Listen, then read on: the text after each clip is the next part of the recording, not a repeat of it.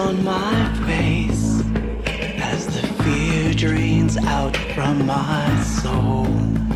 I've seen life slowly pass, witness to what awaits us all.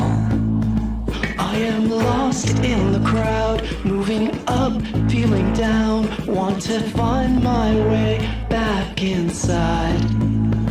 I am moving in time, what is lost I will find once my time has come.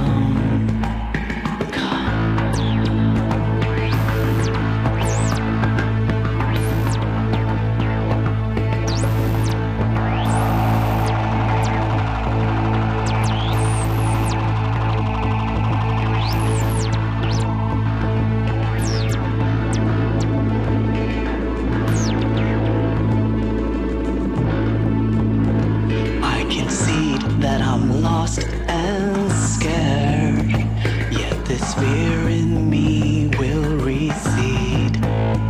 Like a page on a frame, I will cast it out with my hands. I am lost, I am found in this world going round, trying to claw my way outside.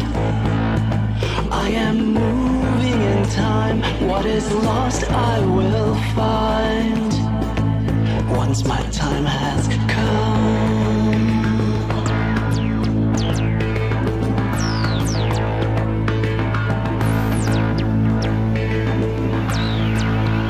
My time has come.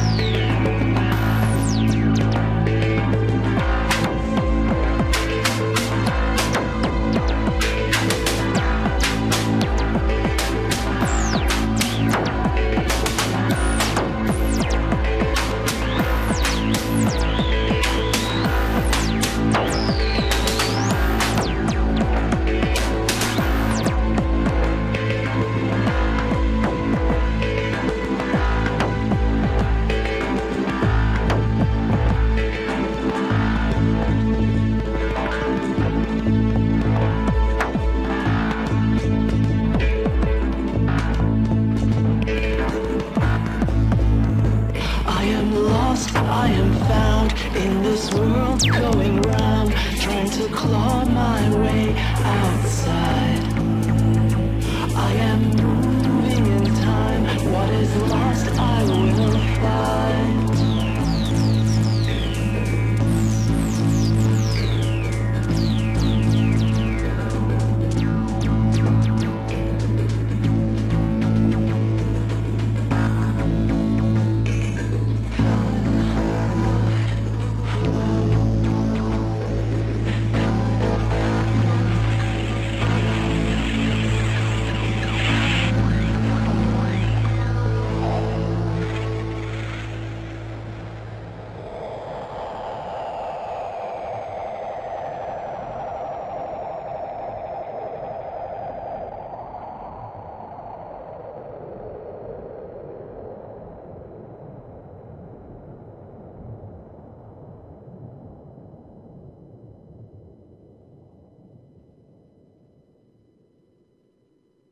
And hello, all you lovely people. Welcome. Thank you for joining me. Sorry it's a little late. I think it's a few minutes late, actually, because I was once again having trouble with the interwebs. It was all working great earlier when I did some tests, but the minute, of course, you start things, that's when it decides to, mess up. But I'm happy to be here. So much has happened. So we're going to talk about a lot of different things. So the topic's going to sort of be open-ish, I'm going to say, whatever that means. But I've got some surprises for you. Of course I do. So the video you saw was the one that I had taken down from YouTube and re-recorded the vocal using this mic. And I had done something, well, I just want to explain it, but it will be coming out soon. But I had done this mix a long time ago, straight to camera, basically on location. So on and off location, I should say. And that was in my bathroom. I'll explain. So Wendy's asking, so I'm going to get into the whole thing for a second. So Wendy's saying the gas heater in the background, where is that? That one is actually in my bathroom. However, towards the end, there's a few places where you see these dials in an empty room.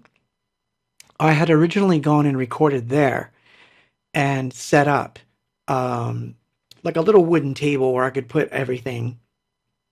And it was all battery powered, so I didn't have to worry about anything.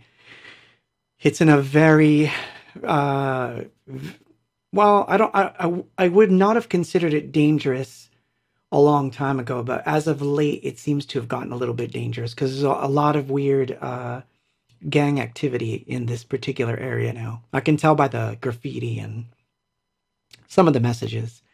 So while I was there and I was wearing my headphones and I was trying to record, I kept looking over my shoulder because I kept hearing sounds, and every time I heard a sound, I would have to stop the recording. But I got one recording that I thought was pretty good, and I came home and I decided I would do one more setup in the bathroom, and that's the one I wound up using most of the stuff from. But the vocals didn't turn out well at all. But it was all recorded, for the most part, direct to camera. So I had to do a little finagling. And it's taken me a couple of years to actually go back to this song and actually work on it because I didn't want to redo the whole thing. Call it laziness if you like. But it's just that then the pandemic hit. So much stuff happened that by the time I came back to the song, I don't know. It was just like, I don't know that I even want to. But recently I've been wanting to work on this song. So what I did was I thought I would use some cool AI tools and separate things as much as I could. And I was able to reconstruct everything. I threw out the old vocals, recorded backings, and did an entire new mix. And the mix I actually finished today and then rendered that video.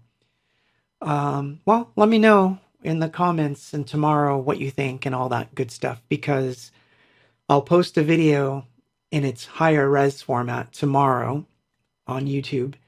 And I believe the song, well, if all goes well, Monday it'll show up on Bandcamp, along with another song I'm going to play today that I've been working on.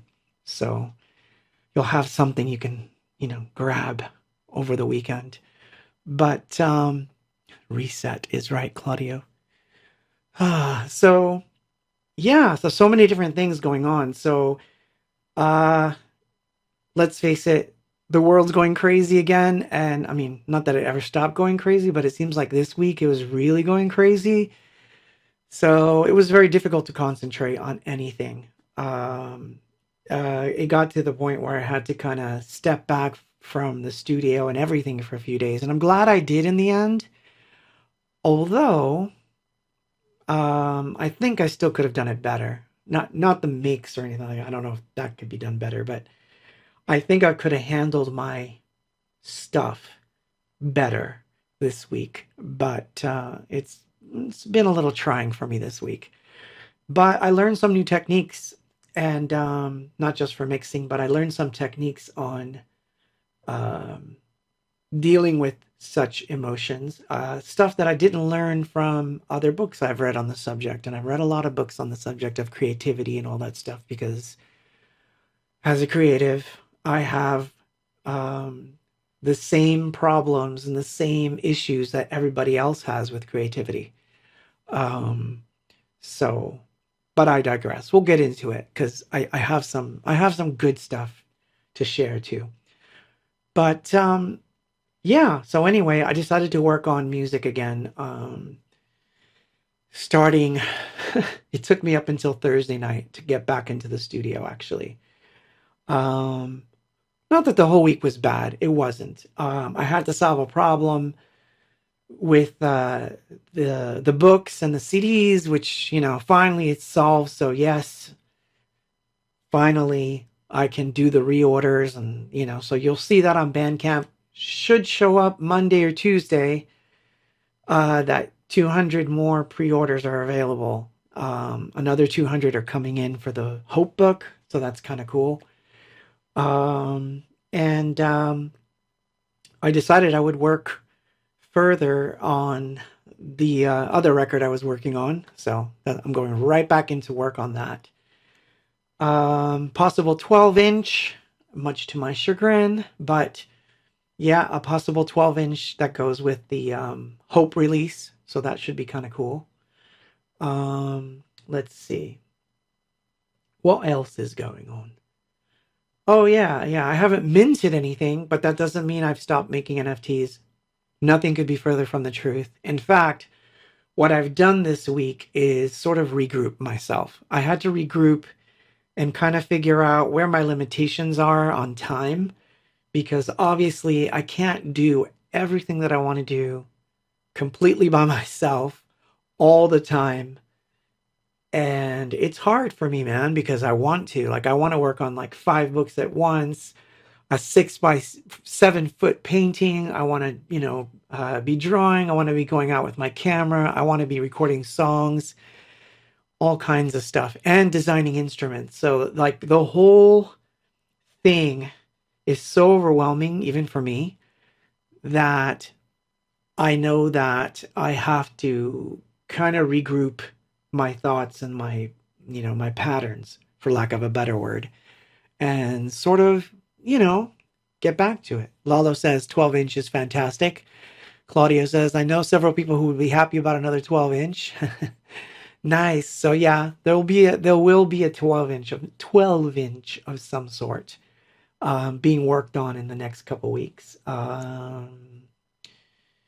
related to Hope, but we shall see what happens. I mean, I'm gonna give it a good shot, okay? But it's happening, so that's gonna happen. And then, of course, like I said, the book will have its second printing, which is good. Finally fixed all the issues that I had with the printer and the CD manufacturer, because something went wrong, not with the books that went out, by the way, nothing to do with those, but on the reorder front, they changed some of the rules, so I had to kind of adopt to their new thing. So it's a bit of a mess, but mostly my fault. But because I had done it, just to let you know, I had done it originally without the intention of doing reprints. And so when I went to go do the reprints, I had to resubmit it as an entire project, basically, which sucks to have to submit every page again and all that stuff. Thankfully, it wasn't hard. I did it already. It's done. But it's kind of a drag. So, which is funny because on the CD manufacturing side, I had about 20 copies of the project. None of them were correct. So I had to kind of go back and make sure that they don't delete it this time after 30 days. And it's like, there could be reprints. Please don't delete my stuff. Oh, man. But yeah, so that's what happened. So, but at any rate, let's play some music. I've got some interesting ones for you tonight. I'm going to play. So first of all, I'm going to tell you this right now. If you're just tuning in, I do hope that you, do that whole, like, I can't even see it. What has happened to my computer? Oh boy. It's funny. I was hoping. But, oh, there it is. Had to switch cameras for this. So yeah, I would follow me on all those places. Please subscribe if you haven't done it already. I'm almost at 10,000 followers or subscribers, as you would say, on YouTube, which is going to match Facebook, which is kind of cool because I have things planned for this, and it's a good thing. So if you can, subscribe, tell others to subscribe. And in the spirit of that, I'm going to tell you right now that this video, the stream itself, will not be monetized by YouTube because some of the material that I'm going to play tonight is definitely going to get me flagged from certain powers that be that don't like it when I play my own material, which is kind of funny, but it's true. So, but I thought, what the hell? Because this is what I wanted to play. And I'm like, I don't care if people are going to make it so I can't make money from it. There's other ways anyway. You can support me on Bandcamp. You can do all that cool stuff. So anyway, let's play a song. UFO Cam. Here we go.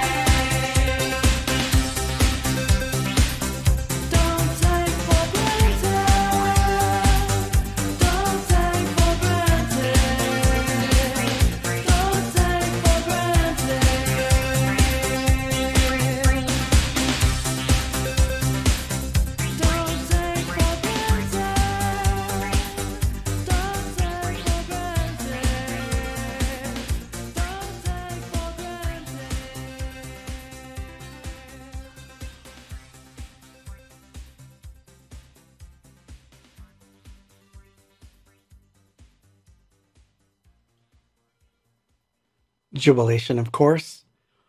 Which camera am I looking at? Is as if I have a team, right? And there's like all these people like behind me going like, over here, boss. Yeah, right. It's funny, man.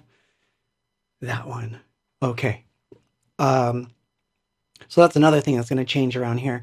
I've been thinking that the only camera I don't have, like, I was going to do something really cool the other day. Like I had made this really interesting instrument and I was like, oh, this would be cool for the stream. I got to do it. And then I realized I actually have no cam that's pointing at the keyboards anymore, other than the overhead, but it's so far up, almost near the ceiling, by the way, in case you don't know. I'll show you what I mean. So that's the one I call the UFO cam. So that camera is way up there. So yeah, you can see the keyboards and all that, but there's no close-up, so you can't see what I'm actually doing. So I had this video that I had made, which I'm also going to post this weekend. It's a demo of a song. And I had played the piano, but what's really funny is you can't actually see me playing the piano. Like right now, I'm moving my hands all across as if I was going across the entire keyboard, and you can't even tell I'm playing. So the entire song, I played it live, like, missed a few notes and everything. But the funny thing is, it's like it just doesn't look like it. It looks like I'm karaokeing to myself because you can't see my hands. So, so what I need... nice, thank you, David Ibanez. De Barranquilla. Ooh, wait. Barranquilla in Colombia? Oh, you tell me. But so yeah, I need a camera that actually points at the keyboards. So I think somewhere around here I have one more webcam. I was making journal notes, and yeah, I know. Now I'm gonna have to like download the entire video. What I hate about when the web messes up is that it reloads it as a brand new video, and then tomorrow it's going to be some kind of a mess. It's going to look like I have 3 versions of the stream. That really messes me up, but nothing can be done at this point. But glad you're still with me. But what I was saying was that I need a camera that points at the keyboard so that you can actually see what I'm doing. And I want to get one that I can actually get close to the buttons and the knobs and things so that at least it looks like you can see what I'm trying to do when I'm experimenting, because it's more fun to watch it from there than just watching my face. So, but anyway, so yes, I went back to getting some things done this week. Worked on Time Shifter, which was really old. It's from 2019, and it had kind of gone by the wayside, and I really did want to finish it so I could at least put it on Bandcamp. So that was one thing I wanted to do. And then the other thing was also Diamond, which was another one I wanted to finish, because they are what they are. I don't have the backing tracks because they were recorded either direct to camera or direct to tape or done in a way that there's no real way to redo it unless I want to take that time. And some of the soul searching that I was doing was, should I just take that time and do it? But then everything else suffers. So it's like I have to pick and choose my battles. So that's one of the things I learned.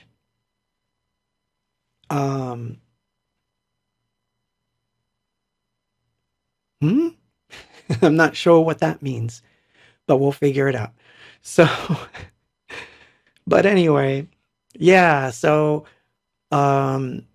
it got to a point this week where I had to kind of sit down and think, where are my priorities for the year? Like, what is the first release I need to make?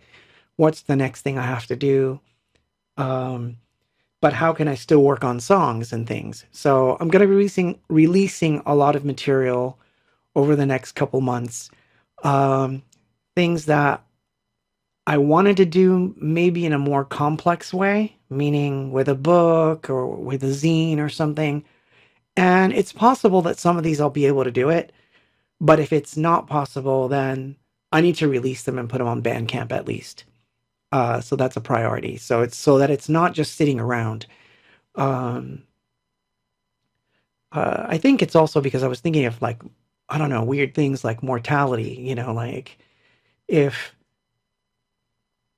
you know, not that I think I'm going to pass or anything weird like that. It's not because I'm feeling morbid, but it's that feeling that I want this stuff to get out while I'm still around to enjoy it. Does that make sense? You know? So anyway, I came across a really good technique about the procrastination side of it, and there's a lot of reasons why we do it. So I'm going to get into that, and we're going to talk about it because that's, you know, one of the things we're going to do. And yeah, maybe I'll let you call me and everything in a little bit. I think I have the phone. Yeah, so the phone is set up for later, so you could even call in tonight. Which is funny, if you're watching this for the first time, on occasion, I take live phone calls during my stream, which is really weird.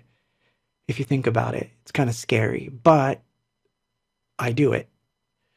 So I don't know if I'm back or not, but it says I'm back, so I'm gonna assume we're back.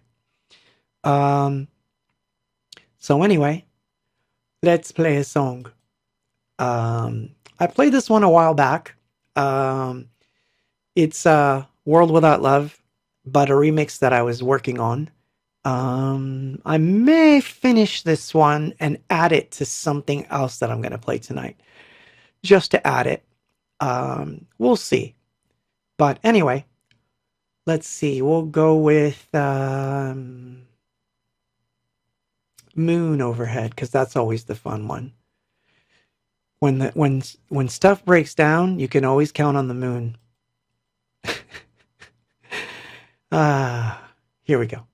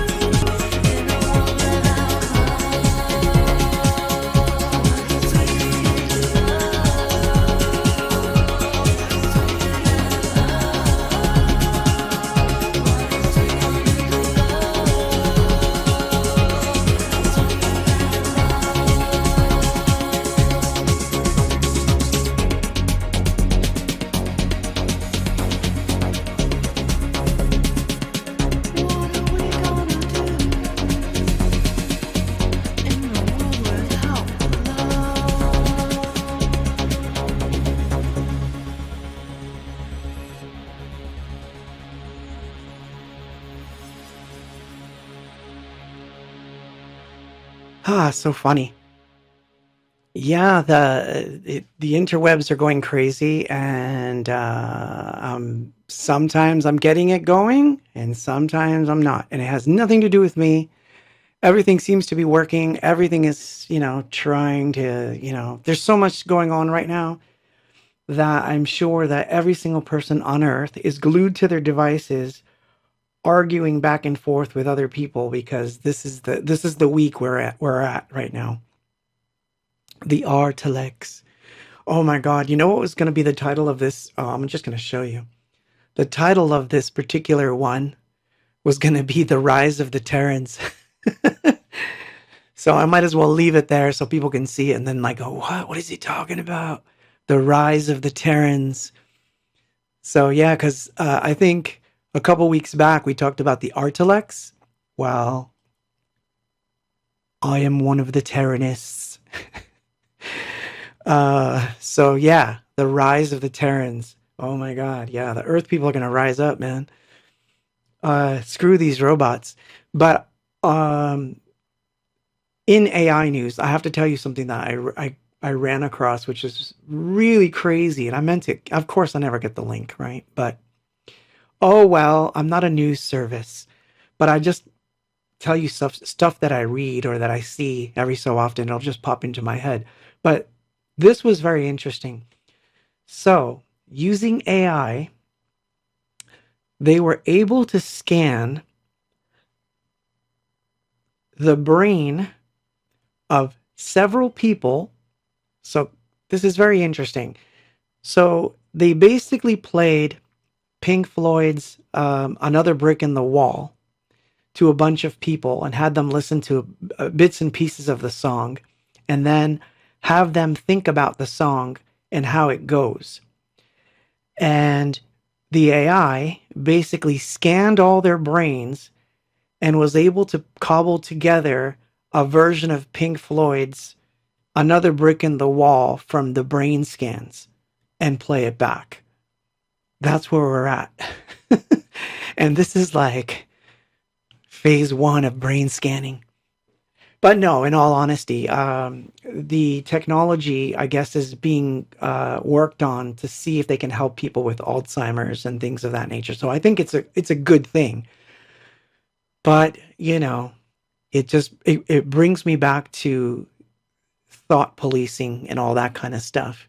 And I saw something on British television where they're trying to pass a bill where if you send someone an email, the government gets to read it first and decide if the stuff you're sending is within the guidelines of government. And if it isn't, then your email doesn't go through.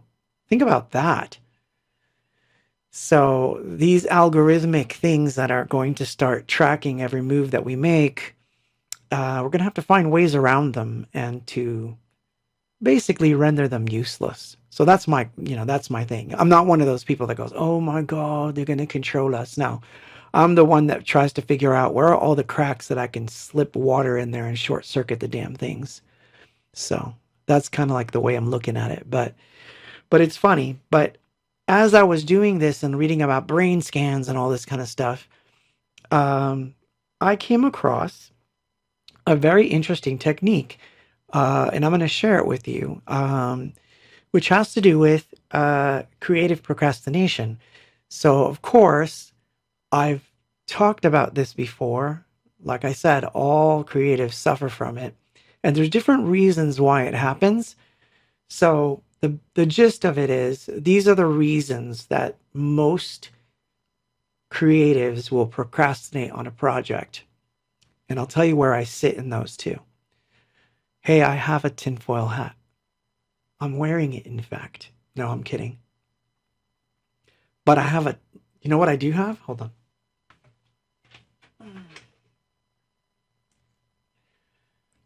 I have a tinfoil transmitter. I can transmit stuff. So there. I think I'll open that up and maybe next week I'll do something with that because this is a very interesting gadget that I am holding.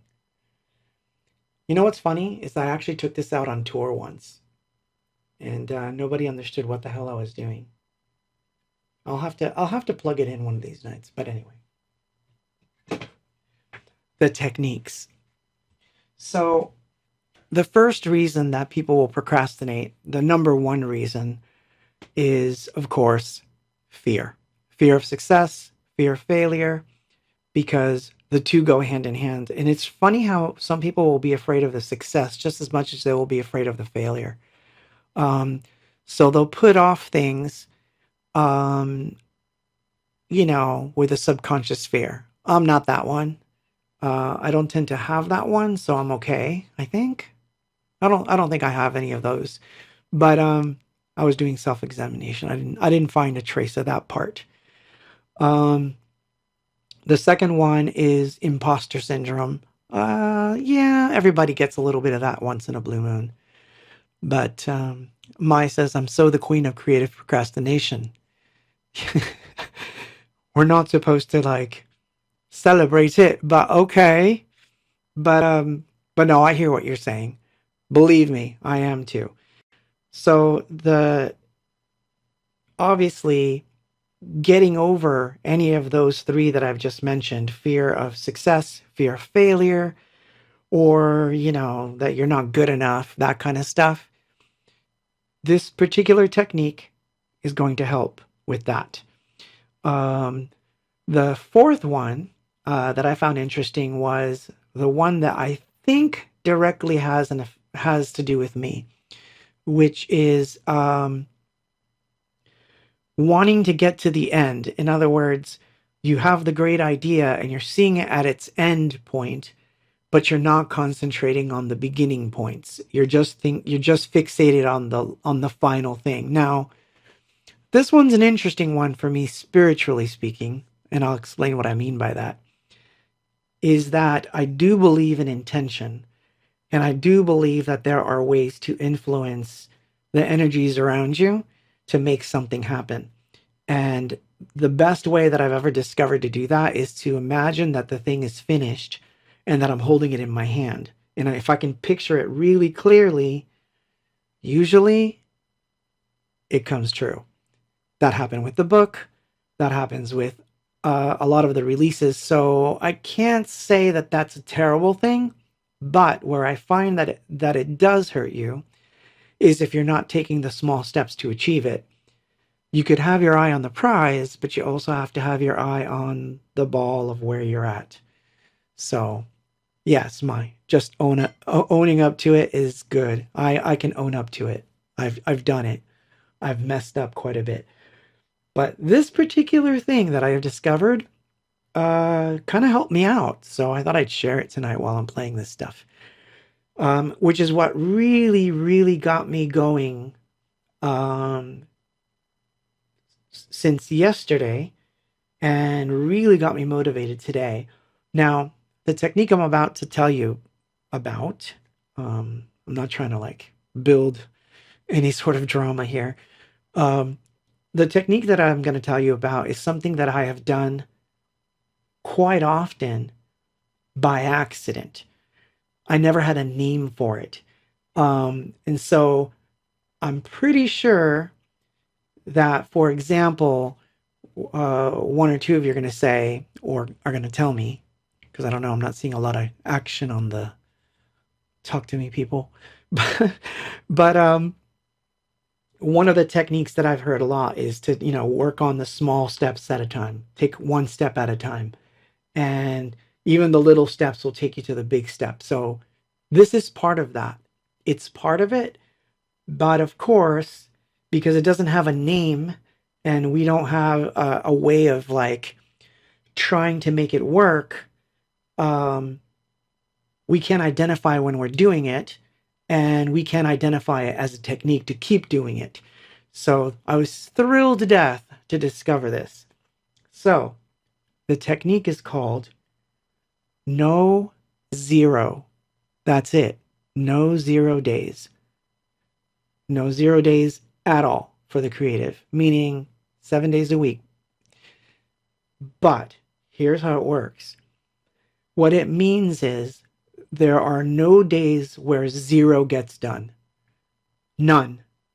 The idea is that you're going to tell yourself, you know, if you're an artist, a creative, a musician, a painter, NFT artist, a sculptor, a writer, actor, whatever it is you're doing, you obviously are going to have projects.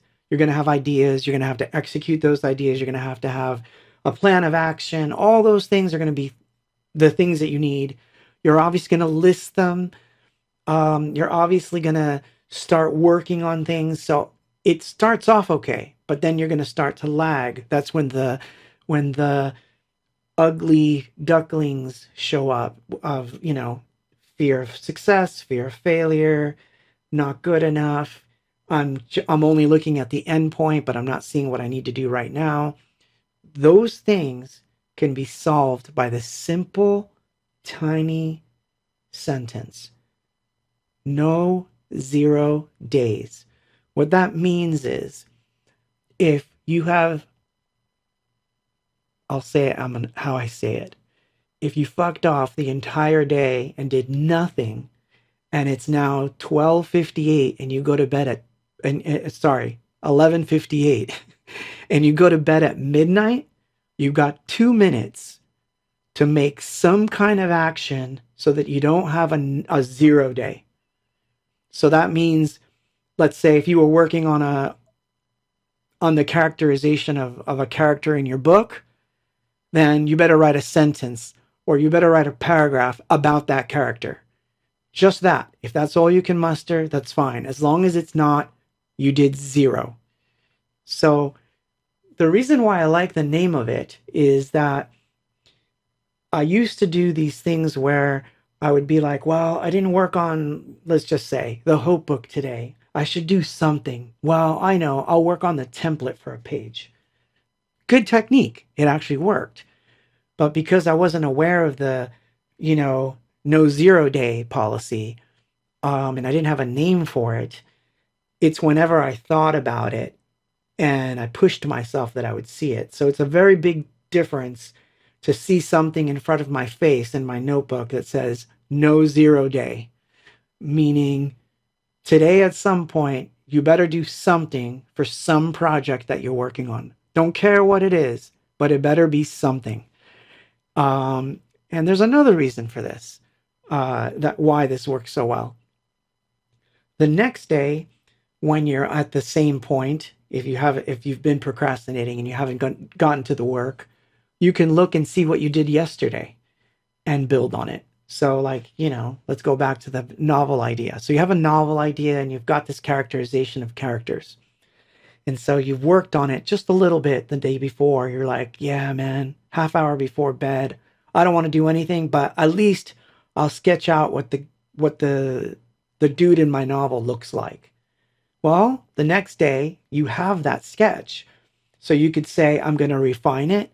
I'm going to add more of his history. But it's a very simple thing. It's a no 0 day. You ended the day without a 0. And while it may seem that you're just doing like tiny little increments of something. So, you know, you could look at, because I know how I am. So I can see myself looking back at a week and going, well, you only did a half an hour every single day. And that really isn't enough, you know. And look, you could beat yourself up a little bit over that, but at least it wasn't 0. You did something. Some action was taken. And it's a simple thing to remember. No 0 days. You put it in your notebook, like I did today. No 0 day. And, you know, it worked because last night so yesterday, to give you an example, I had procrastinated on this one mix that I was working on. The entire day I was telling myself that I was going to go into the studio and work on this mix. And it didn't happen. It wasn't happening. So I kept thinking to myself, man, this is terrible. So once I came across this technique, I literally thought to myself, let's start tonight. No 0. I can't go to bed with 0 in my head, you know, like with that I did 0. And I pulled up the mix, learned a technique, found a cool tool to help me with the technique.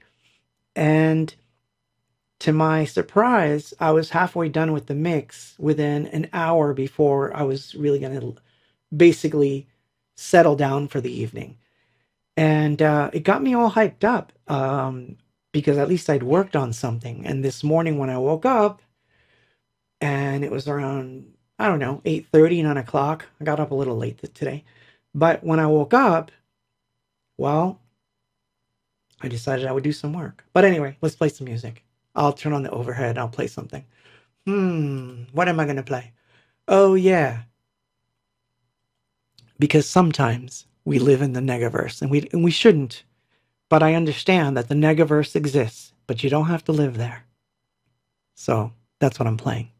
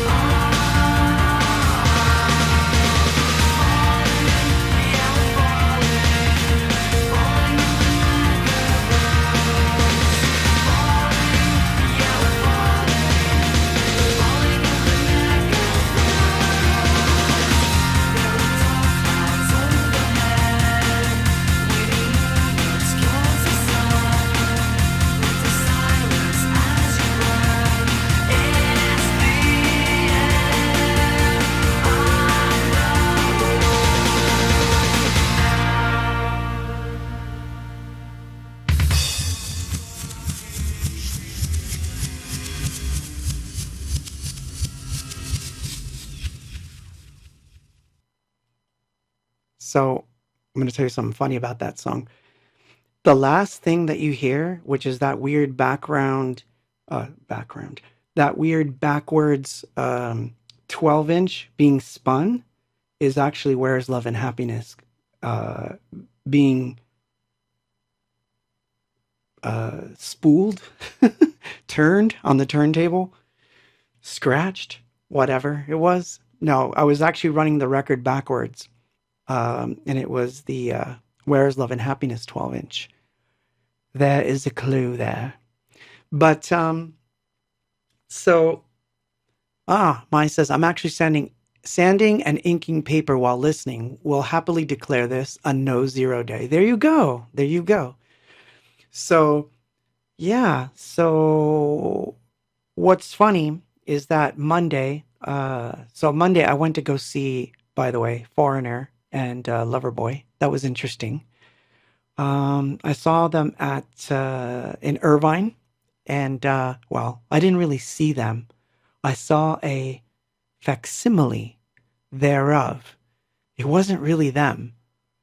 I found that really strange, to be honest. Although I did enjoy it. I enjoyed the show tremendously, and they were really tight. But they were actors.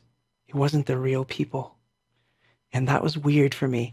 It had a weird effect on me. And I don't know why, like, it really affected me. But when I came back, that's another reason why I wanted to release things. I was like, someone will release stuff and put their voice on it and then pretend it's me, but it's not me.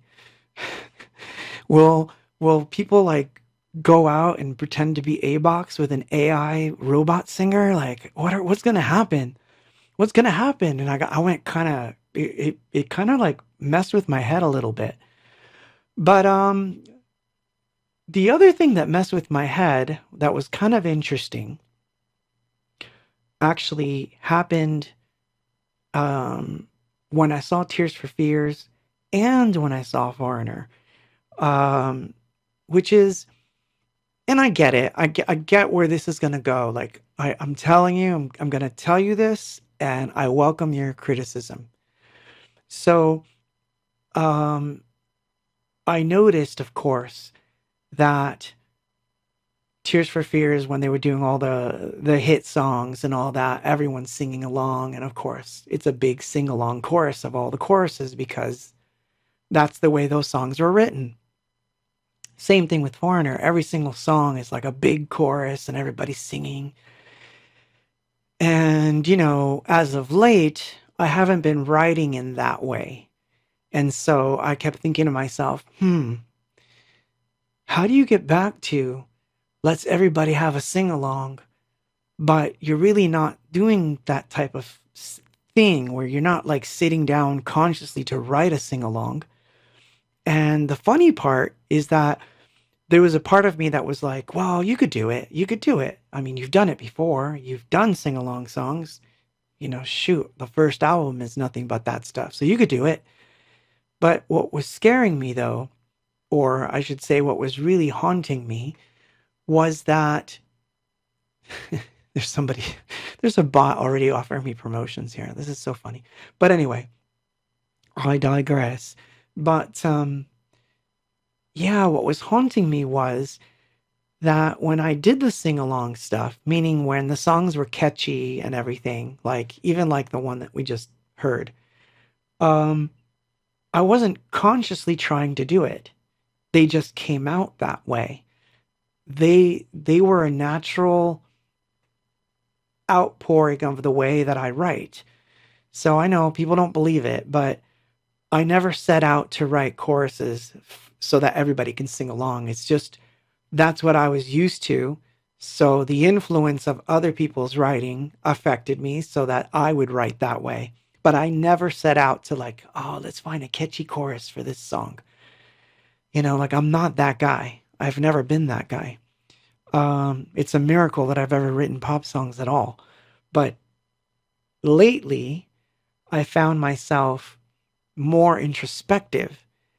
And I don't know, it kind of bugs me a little because I was like, well, if I want a song to be on the set, it probably has to be more catchy.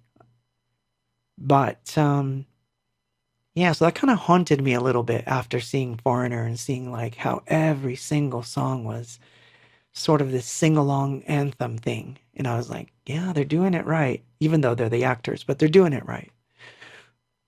They were actors. They weren't real. Them motherfuckers weren't real. I was going to say, can you imagine if I stood up and I was like, I'm leaving this concert because those motherfuckers over there, they're not real. my God. It's only funny to me, but you know what I'm talking about. Oh my God. I got to do a meme of that. But anyway, yeah, it was funny because but here's what was really scary. My friend and I were on the phone and we were talking about this too. What really, really messed me up too wasn't so much my reaction to it. It was seeing that there were young people in the audience that were like thinking and reacting and acting as though this is Foreigner and they've been around. This is the band that's been around for 40 years. These are the people in the band. And I'm like, no, they're not. And it's like, they're going to believe that that is Foreigner, even though it isn't really anymore. And that was kind of like a disconcerting thing. It's like, so, oh, Steve, that's funny, man. Oh my God, that is just, oh my God, hold on. I got to paste this in because that was funny. I think that's one of the funniest things I've ever read on the chat, Steve. Yeah, I mean, look, I understand if they had said like it's a Foreigner tribute and it sounds just like them and they act like them, then I kind of would have been okay with it. But it was like the fact that it was passed off as though it was the real thing, you know? So that I thought like, oh my God, it's not really them. But everybody thinks it's them. All the young people think it's them. There's people that are like crying, like thinking to themselves, I'm glad I got to see them. And it's like, you didn't.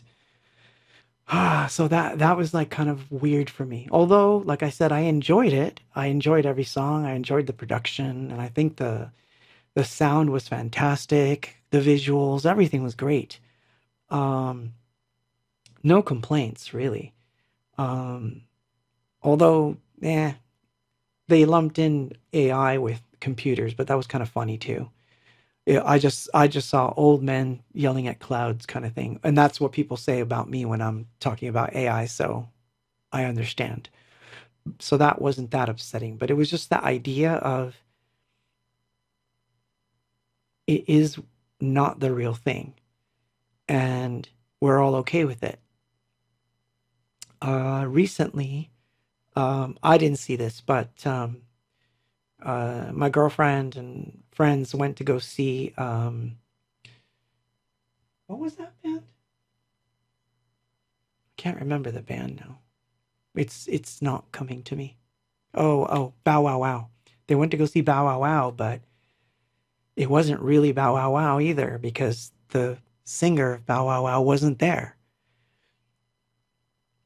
No, Steve. They were not touring with anyone that was original. We looked it up on the web. Not a single one was original.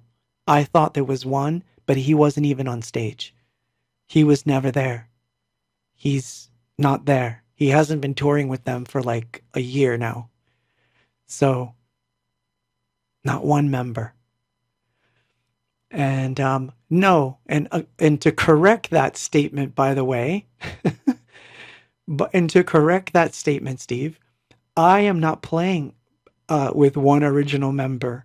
I am the original member. I am the one who found the book that said anythingbox on it and made the project before there was anyone else in the band. So at least I could say it's me who wrote it and sung it.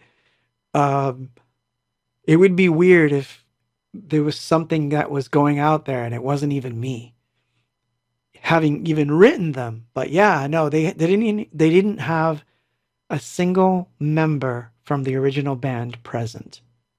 And yet he was still called Foreigner. So it was kind of weird. It was weird for me, but I did enjoy it. I will say this though, Loverboy, which is interesting, by contrast, did an amazing set. Sounded like 1978 Loverboy, pretty much to the hilt. and it was all the original members, as far as I can tell. That was kind of interesting, where I don't know. I thought they rocked, actually. I thought they were really, really good.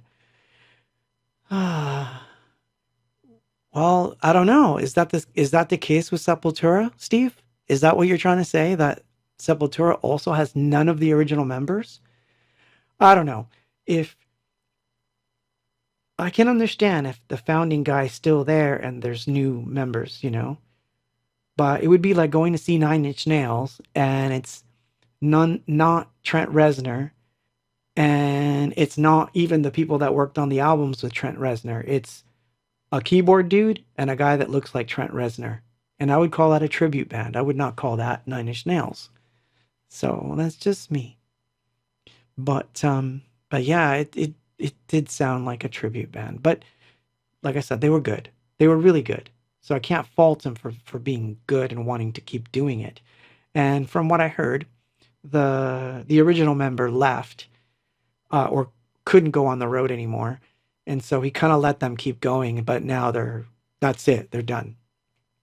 So I don't know. It was weird, but it had a weird effect on me. Like it's like I came back wanting to re-examine everything about my career when I came back from those two shows.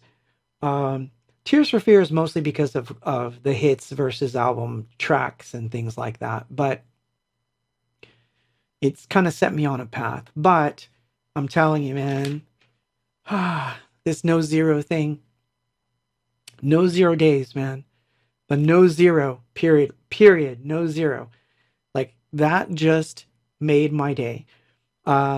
Being able to just write that on my wall, being able to write it on my notebook, and just have it to be a reminder, I just need the 2 words, No Zero.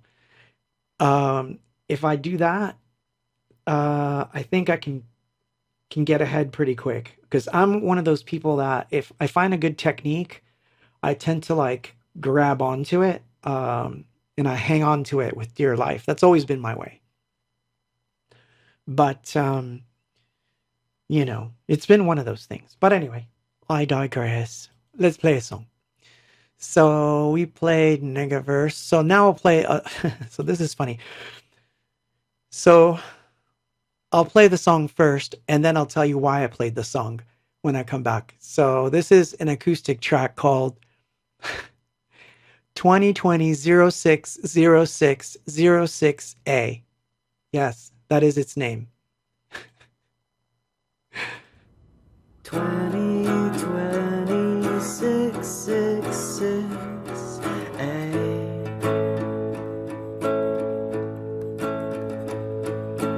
Agenda 2021. They said you'll own nothing and you'll be happy. Deliveries by drone of anything you wanna rent. I am not paranoid, I felt like singing.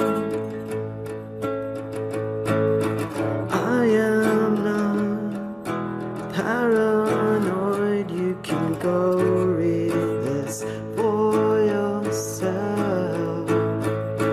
2020-6-6-6-A.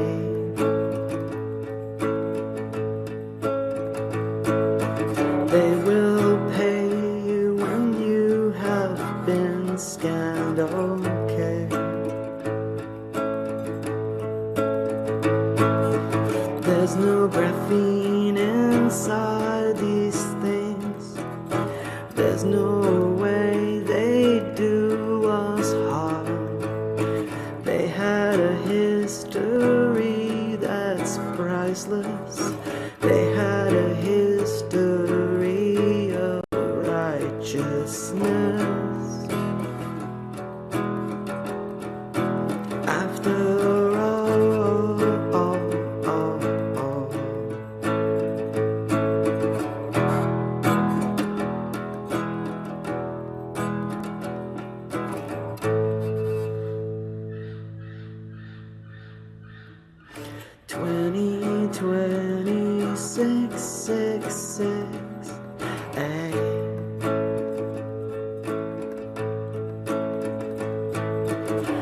be for everyone 2030.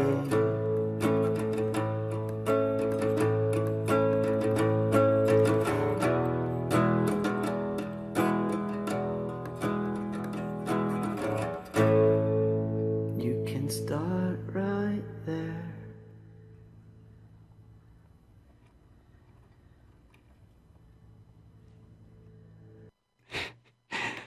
2020-666A is the name of a document. So it's not conspiracy. So I know you're going to think it's conspiracy, but it's not. So every so often I'll see a post where they're asking Bill Gates about this whole like tattooing people and chipping them to, to track them and all that kind of stuff. And he always says, it's just conspiracy theory. I have no such thing. There is no such thing. Well, he's lying. There is an actual document titled 2020-060606A. And you can look it up. So in this document, it talks about creating basically a CDBC, a digital currency, where the employer gets to track the hours that the employee works via, yes, microchips under the skin, which transmit and receive the monetary value of the work. So if the worker works for 12 hours, he gets paid for 12 hours. If the person wasn't exactly doing his job, they could be, you could charge them against their salary via this method. And they were using blockchain technology, or trying to use, I would say, abuse blockchain technology to achieve this. And this is a real patent. It's a real document. And I came across it in 2020 during the whole lockdown phase. And I wound up just sitting down and writing a song about it, which I thought was kind of funny because of the birds. I thought the birds were the best. I did not plan that. That just happened. But the whole point is that when people say central bank digital currency is not designed to control your money, and it's not designed to put stop payments on or limits on what you can spend it on or where you can go, that is a bold-faced, 100% verifiable lie.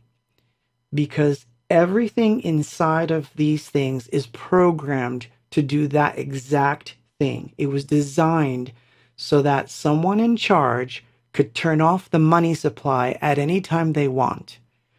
The verification today, watching the news, by the way, of the Brits wanting to basically circumvent your emails before you send them to make sure that they are within the guidelines of green, equitable, etc.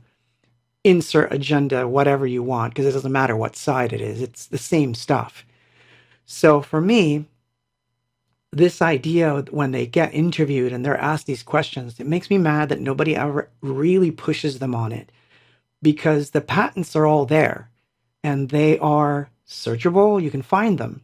So it's very disingenuous when they say it's not, we have no interest in the control of it, or to stop the money supply, or to be able to stop you from buying things. It's the polar opposite. Yeah, Arturo says that's why they're pushing electric everything, because they can unplug you. And this is absolutely true. I think about just the web. Look how dependent we are upon one another. Like, you can't see me if there's no web. And this stream would be over. And if we let them control the supply of money through these electronic means, it means if they don't like what I'm saying during the stream, they can just shut it off. And if they don't like the way the songs sound on Spotify, they just shut them off. So You know, we really have to start looking into these things and actually start writing to our senators and whatnot, and start like to kind of raise the angry voice. That I think we reached that point where we have to. I'm not kidding when I say the rise of the Terrans. I think it's time for the people of Earth to start taking a stand on some of this stuff and going like, no, we own you. You're the government, but we pay you. We pay our taxes so that you function. And we're saying no. So like, get off your high horse. Go make me some good roads. Fix the school system. Fix the healthcare system. Fix those things, but leave the money alone. We've got this. So the only way you're going to get around that, and I'm just telling you, you know, like this isn't financial advice. At this point, I'm gonna say it. This is life advice. Get into something that is decentralized. I don't care what it is. I don't care if it's seashells. I don't care if it's Bitcoin. I don't care if it's Tezos. I don't care if it's Smilecoin, Monero. I don't care what it is, but start getting into some stuff that is decentralized that you can control. Gold, silver, whatever it is that you feel comfortable with, but you need to start getting yourself decentralized away from these systems, because I'm telling you, man, the song and the document, we're talking about the very thing that I've been seeing a lot at Starbucks, which is when you go and you scan your palm and everybody's all happy because it's scanning your palm. It's like, you're in a system now. You're being tracked. They're going to know every coffee you had, everything you ordered, where you ordered it, what you do when you're there, because your computer is going to get lumped into it. All your devices are going to get lumped into the same system. So the only way out is to start taking a stand against it. So, you know, I don't know. I think we're at that point. So this week, I felt like there really is such a thing as a reset. You might not believe it. You can just call me a conspiracy theorist, but it's real. They wrote a flippin' book on it. They wrote a book called The Great Reset. There is a plan. There is really something called Agenda 2030.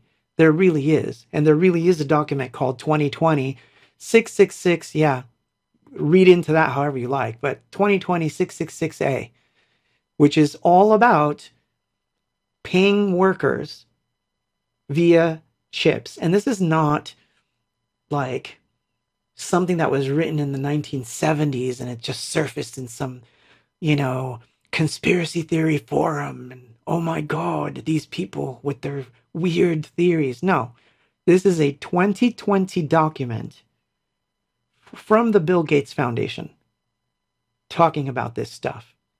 There's a guy that I saw recently that was talking about creating RNA vaccines. By the way, this is true. RNA vaccines for cows so that we would become allergic to eating meat.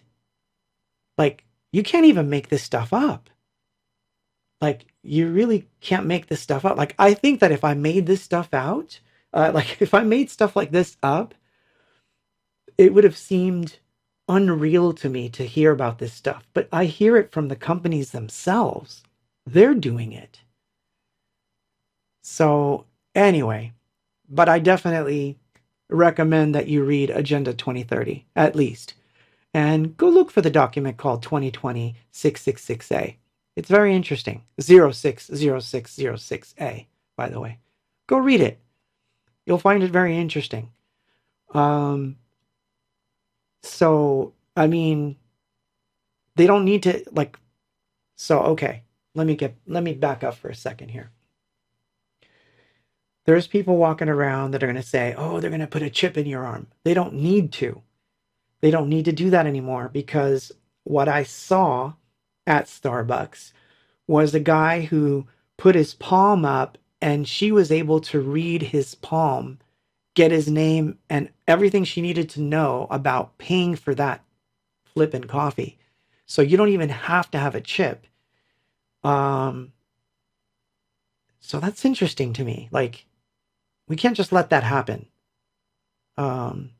And it's not me being political. It's like, I don't think it's a right or left issue. I think it's a human issue. You know, things like this don't just go away. So we have to circumvent them. So circumvent them and take advantage of them, meaning find ways to, you know, I come from a punk rock background. So for me, it's like circumvent the system, infiltrate the system, destroy the system. So that's how I think. So, you know, that's all I'm saying. But anyway, I'm going to play a song now. A different type of song. I'm going to play one I've played before, Automatons with Emitter. I'll turn on the overhead if it plays. Oh, there it goes.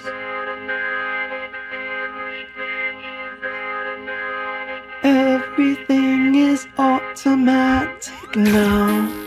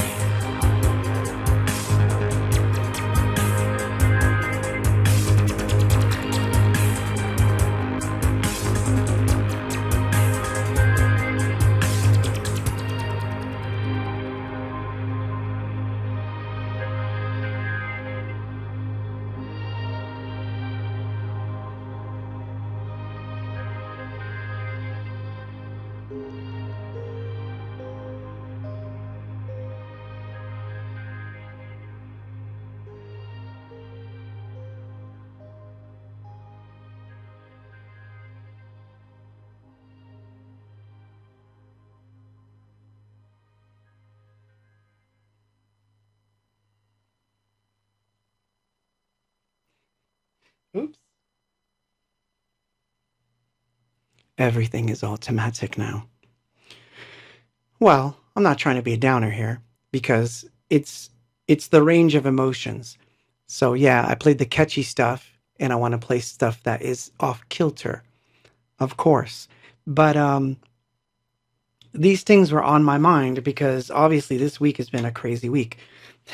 So the other thing that was funny this week, did anybody watch the Indian moon landing?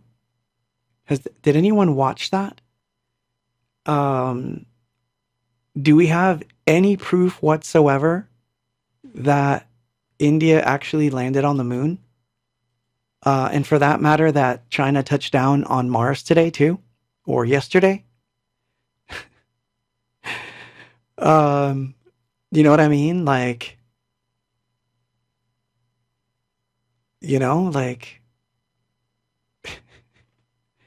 yeah, bad equals body activity data. It's funny. So yeah, I started reading about these things back in 2020 when we were all under lockdown, and of course, the mind sort of goes into places, whose mind didn't, in one direction or another during the 2020 lockdown. Come to find that this week, they're thinking about reinstating lockdowns and bringing back mask mandates, vaccine mandates. I don't even know if I'm going to get a ding for just saying the word. Which, by the way, shouldn't happen. I should be able to say a stupid word and not have the entire thing taken down because I used a word. Like, this is, it's getting out of hand. And it's time that, we started to kind of rein it back in, because if we don't, I have a feeling that we're going to be fighting a very uphill battle. And, I'm all for it. I'm ready. But the reality is, Arturo says freedom of speech. I think it's beyond freedom of speech at this point. I think it's freedom of movement, freedom of thought, to not be able to think something. In other words, one thing is for me to not be able to post something on social media. Okay? Like, I can understand to a degree where, okay, maybe, whatever the heck it is, I can't say it on social media. I can maybe grant you a pass there. But if I want to write to my friend and tell him how I'm feeling about particular subject X, and I can't even write it to send it as an email, I can't send it as a text because my phone won't allow it. This is weird, dangerous territory. This is, you know what I mean? No, Claudio, I agree. There are certain words that we're not allowed to use in certain places. Obviously, we can't say the, bombs and rockets and whatnot, guns. You can't say that out loud in an airport because obviously there's dangers to that. But there's a big difference between that and I can't text someone a message that may go against some narrative that's on TV now, that if I text it, I'm going to get fined. I recently saw an article where a doctor in Germany got fined $3,000 for a tweet. And the tweet was, he was basically bad mouthing. And when I say bad mouthing, I don't mean insulting. I mean, like, he may have called another person in parliament stupid. That's basically the extent of it. He called someone stupid, and he got fined $3,600 for that, for the tweet. In Canada, they're trying to require certain political people to go through re-education.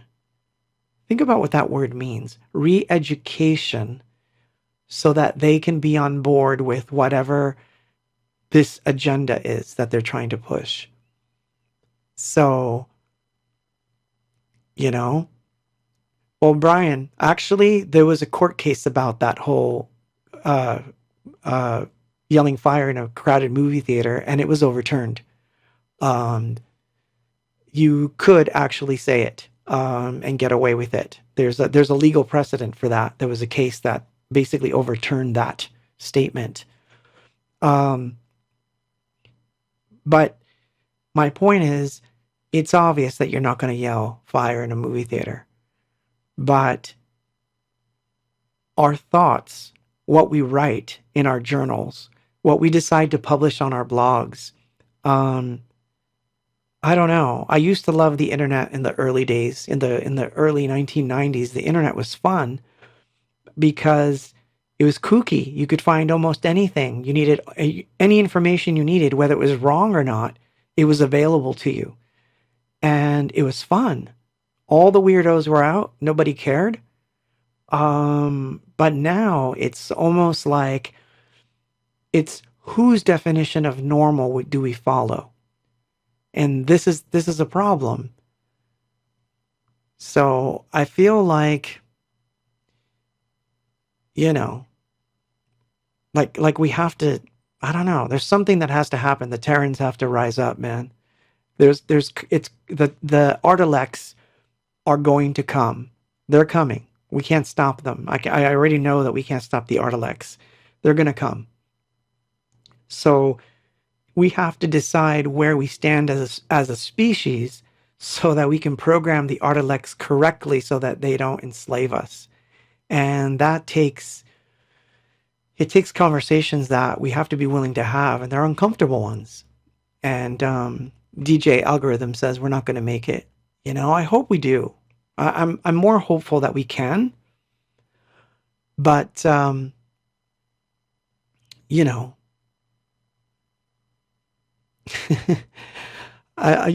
you saw. Wait, Sue Vargas says I just saw a live about Alien and saying it's all programmed. You mean the idea that they're gonna do fake alien landings and that kind of stuff? Well, I don't know, man. Like I said, I saw the Indian moon landing, and I could tell you a million things. And so, okay, about the moon landing, because that was a really interesting one. So it's understood that they show an obvious bad CGI of the actual ship landing because they can't film it when they're out in space. So that's the criteria for this. They're like, it's not supposed to look real. It's supposed to look obvious and fake so that you understand that we can't show you the live feed because there's no way to film it. Okay, I can give that. I can give them that point. But what was interesting to me about that landing was there's panoramic views of the people that are being, congratulatory, meaning the people that work at NASA in India. And they show a panoramic pan, basically, of everyone cheering. And then it pans back. What I realized, if you analyze the footage, is some of that footage looks like modern day DSLR. The other half looks like it was filmed in 1975. And none of the people match up to the frames. In other words, there's a bunch of people in this frame, but none of those people are in the different angle of the shot. So I think, either people think we're really that stupid, or we really are that stupid that we're just, whatever happens now, it's like there's Bigfoot walking down the street in New York, and we're just going to go, oh, there it is, Bigfoot.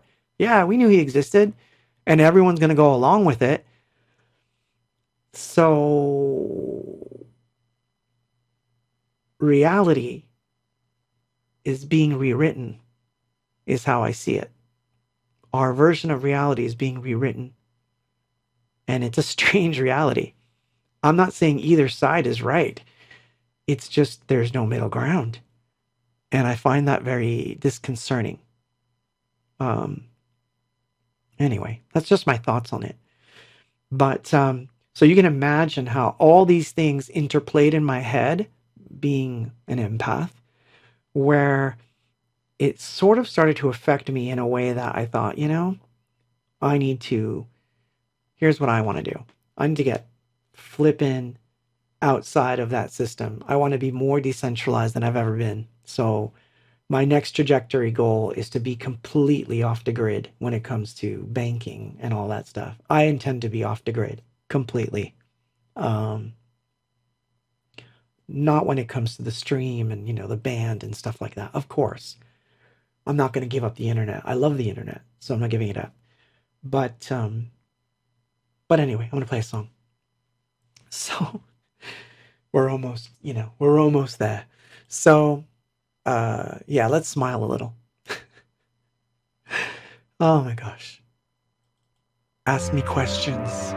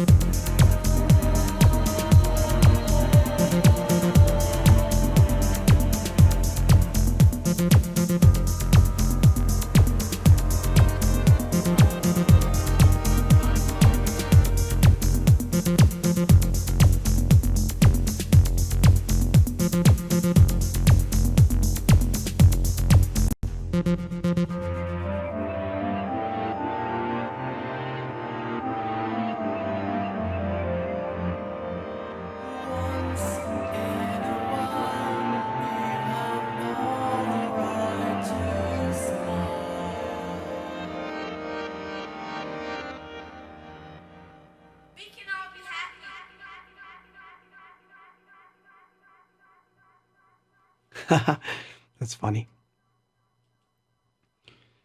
So yeah, so it definitely had an effect on me this week.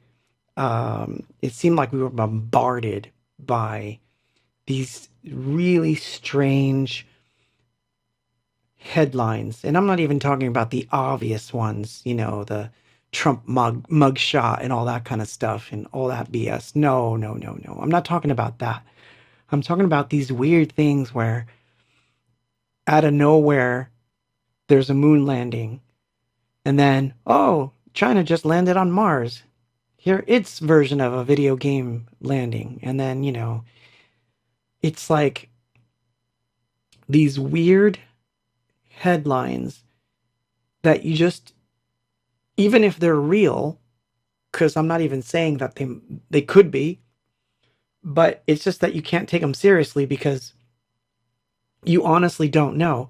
And the word misinformation gets thrown around quite a bit on every single given subject, but you see it coming from these very supposedly prominent sources, and you're like, did you even get a source for this? Like, are you sourcing this stuff out?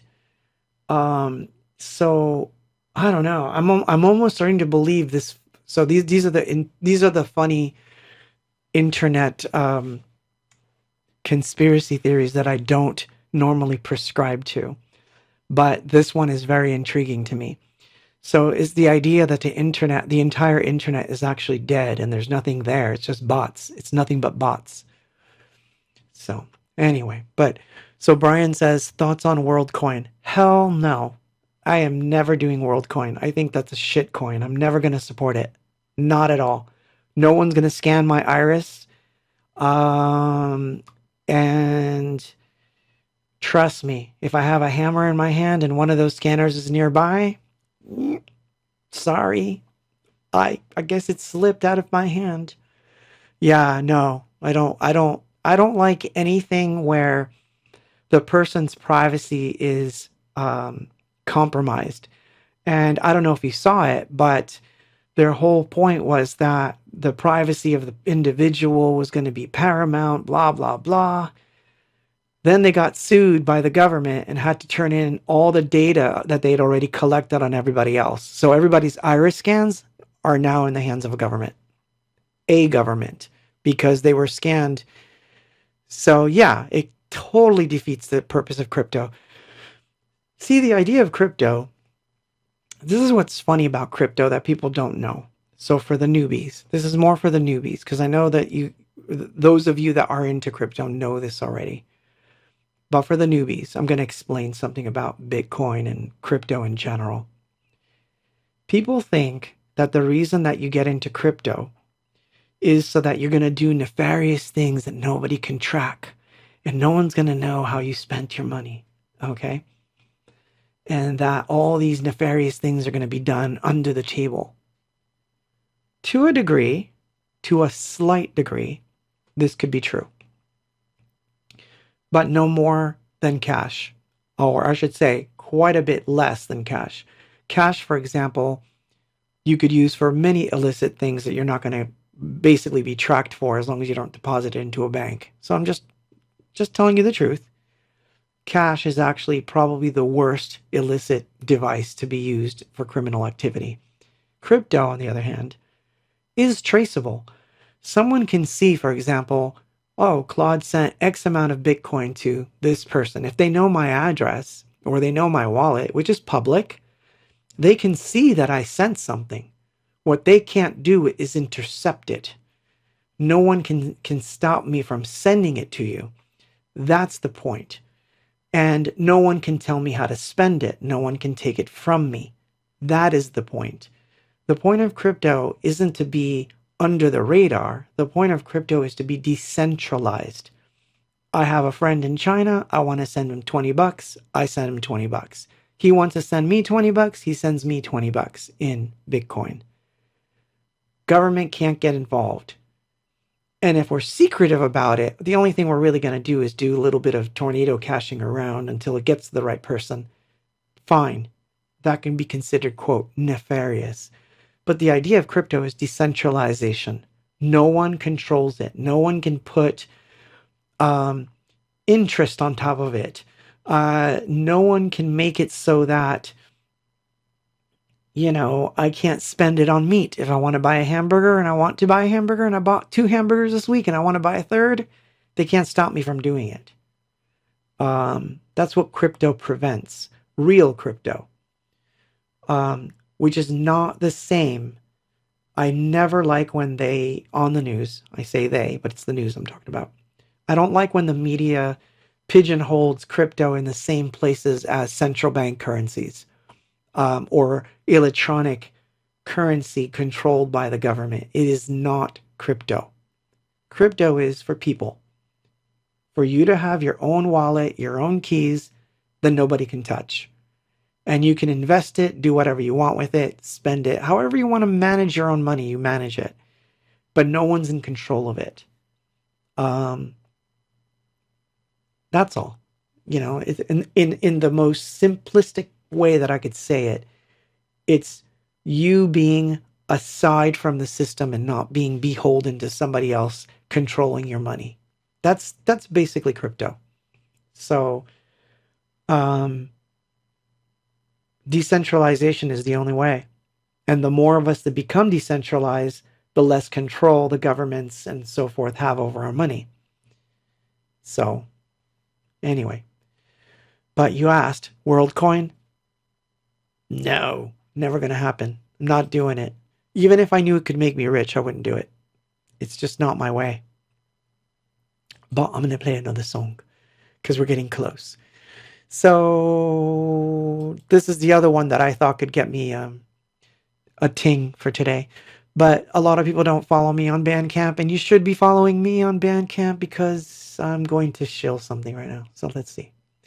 Ooh, that's the chats. No? Uh-oh. Shoot. There it is. Looky here. So that's my Bandcamp page. That's where all the abox stuff is that you're not going to really find on Spotify. There's some interesting characters in here. Some interesting things to find. But yeah, you can peruse in there. There's merch in there. You know, there's t-shirts and things like that you can get. The Hope book is going to come back into print. The Distances album is back on CD. Those, by the way, will all be shipping hopefully by next week. Why am I saying this? Because if you're not following me on Bandcamp, for example, you probably didn't know that this existed, which is an interesting thing. It's been around since 2020, but not many people know it's there because I noticed that not many people picked it up. And it's, you know, When We Lie, the 30 Years mix. So I thought, you know what? I'll play that tonight. So that's where you guys should follow me. And I do my best to post there and do stuff there. So yeah, I'm going to play the 12-inch version of When We Lie. All right? To make you guys happy so that I'm not like just, you know, spouting junk. Let's turn on the moon and go for it. Uh-oh.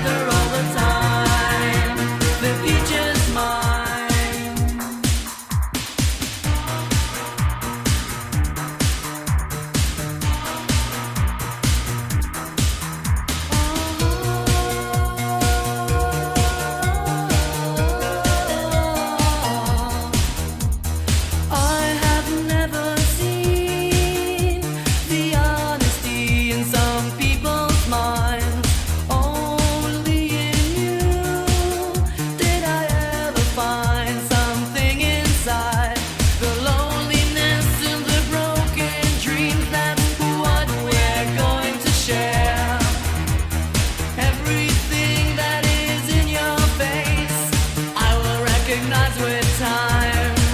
When we lie together all the time. The future's mine. When we lie together all the time. The future's mine.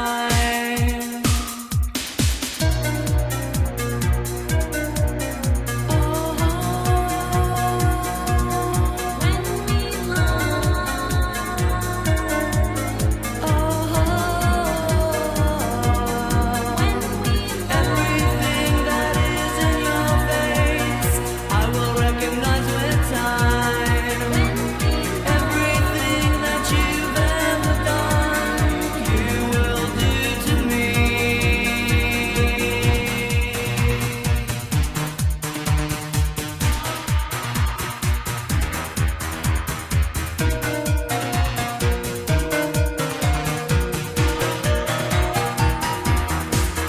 When we lie together all the time. The future's mine. When we lie together all the time. The future's mine. When we lie together all the time. The future's mine. When we lie together all the time. The future's mine.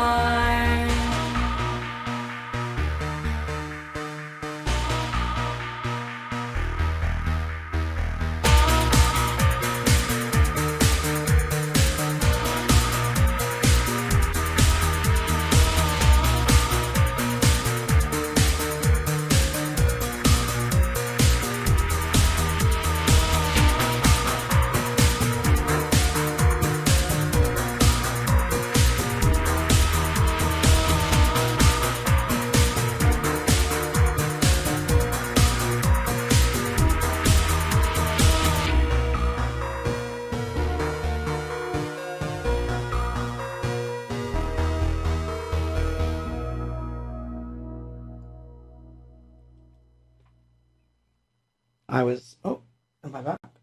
Sorry, my microphone.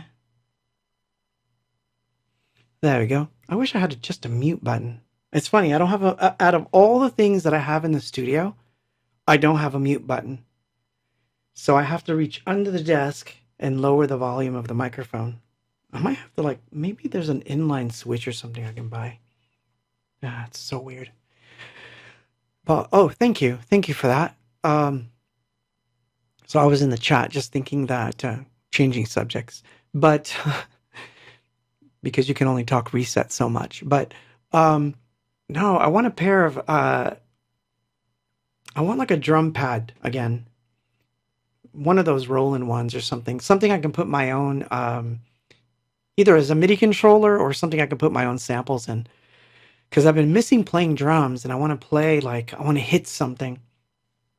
I used to have an entire set that got messed up in the flood.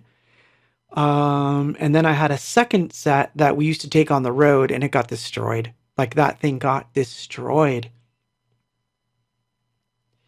Haha, I've got a bunch of microcontrollers and a 3D printer. I will make you a mute button. That's so funny. I'd have to find a way to do it. But yeah, I just have to, an inline mute button. But yeah, that's all I need. I think I need that more than I need any new instruments, aside from Sync Plant, of course. But so we didn't get a chance to do phone calls today, which is fine. It's fine. We'll do phone calls next week. I'll tell you what I'll do next week. I think what we'll do is I'll set up a theme, and then we'll do nothing but requests and chat, so that basically I don't have to talk the entire time. How's that? We'll do that next week. So, and yeah, you guys can pick all the peace songs you want, and then of course, it's another video I don't have monetized, but that's okay. It happens. It's okay. I'm not gonna hold you accountable for that. It's not your fault. But yeah, I think I'm gonna be okay after after figuring this stuff out. Oh, and by the way, someone suggested earlier that I check out, I wrote it down. I can't read my own writing. But something about the 5-4-3-2-1 method. And I think I understand that one. I think I already understand it, and I'm already jazzed up on that one. So, thank you. Thank you for that. Thank you. But yeah, no, I had fun. I've got one more that I want to play you. And it's basically where we're at with another song that I'm working on, from another, which will probably go with Time Shifter, because it was the same kind of thing. It was recorded direct to camera a long time ago. This was recorded back in I want to say it was 2011, maybe 2009. And all I had was the stereo file. The sounds were lost because the computer that basically housed all the sounds in the tracks, which changed the way that I do things. But this song had gotten basically ruined. And so I had to do the vocals on the stereo file. And it wasn't that bad. But I managed to get a decent mix out of it, I think. But this is where I'm at. This is a rough mix because I'm still not done, but this is where I was before I came to the stream. So I'm going to end off with a song called Diamond. And why am I going to end off with a song called Diamond? Because you are diamonds. You are diamonds. And without you, I don't exist. So I love it that you guys come here every week and hang out with me. I really do enjoy it. Sometimes I'm not ready or as ready as I should be, but I think it's going to get better because as I'm working on things, I have more stuff to show. So that'll make it nice. So, but anyway. I hope you have a good weekend. I hope that you're kind to one another. Stay away from the crazy headlines unless you laugh at them, because at least if they're funny and you laugh at them, that's something. But yeah, and for those of you that missed it, look up the No 0 Days method to fight procrastination. It's worth it. It's definitely worth it. Thank you. Thank you, all of you. You helped me so much. You have no idea. So I'm going to say goodnight now. And I'm going to turn on the moon. No, maybe visuals. Yeah, the visuals sound better. I'm still there. I'm in the background there. So, No 0 Days. We end off with Diamond. And after that, I bid you good night.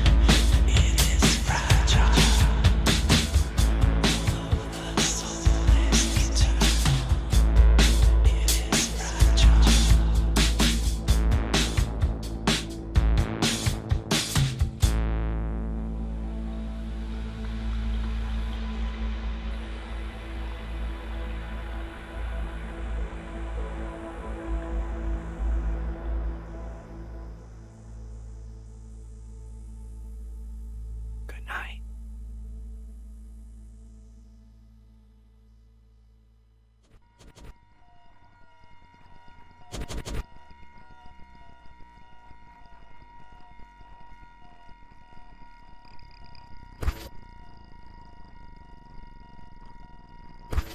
I'm part of it.